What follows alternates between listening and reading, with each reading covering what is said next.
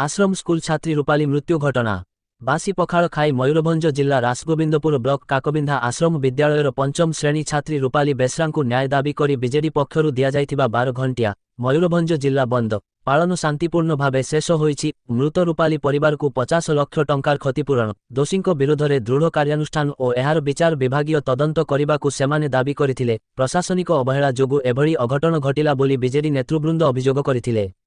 एहाकु समर्थन करी जिला कांग्रेस बंद पालन रे सामिल होइथिला। पश्चिम मयूरभंज अंचल रे सकाळ 6टारु संध्या 6टा पर्यंत समस्त दुकान बजार गाड़ी मोटर चलाचल ऑफिस कार्यालय सरकारी बेसरकारी समस्त अनुष्ठान बंद करा जाइथिला। तेबे बंद समय रे जरूरीकालीन सेवा खोला रहिथिला।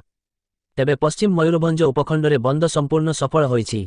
करंजिया बीजेडी पक्षरु 12 घंटिया मयूरभंज बंद डाकरा करंजिया रे सफल होइछि। करंजियार पूर्वतन विधायिका तथा पूर्वतन मंत्री बासंती हेम्ब्रमंक नेतृत्व रे नेताजी छकरे बंद पालन रे अन्यमानंक मध्यरे बीजेडी संपादक प्रमोद कुमार नायक महेश्वर नायक रोहित कुमार पृष्टि पंचायत समिति अध्यक्षा सुभद्रा मारांडी नारायण मारांडी एसी अध्यक्षा पपी पृष्टि काउंसिलर अनिता चातार नमिता घंटियाड़ी चंद्रमोहन दास सुरेन खाटुआ उभय ब्लॉक और सहर सभापति प्रमुखंक सह बहु छामुआ नेता और कर्मी माने सरकार विरोधी नारा दे विक्षोभ करथिले।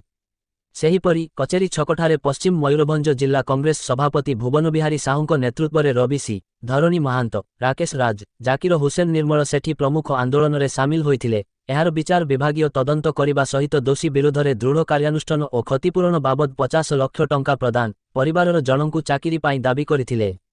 करंजिया समस्त सरकारी और बेसरकारी कार्यालय विद्यालय महाविद्यालय बजार बस चलाचल और दुकान बजार बंद थिबा बेले ओसीटीसी बस चलाचल स्वाभाविक थिला। दुकान बजार और पेट्रोल पंप किछि जागारे बंद रहिथिबा देखिबाकु मिलिछि। करंजिया मध्य देई जाइथिबा उभय 49 और 220 नंबर जातीय राजपथ जानवाहन चलाचल बाधाप्राप्त होइथिला। बस स्टाण्ड बजार प्रायतः सुनसान जना पडुथिला।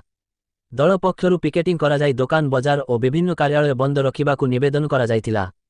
जिला मयूरभंज करंजियारू दिव्येन्दु शेखर अंक रिपोर्ट।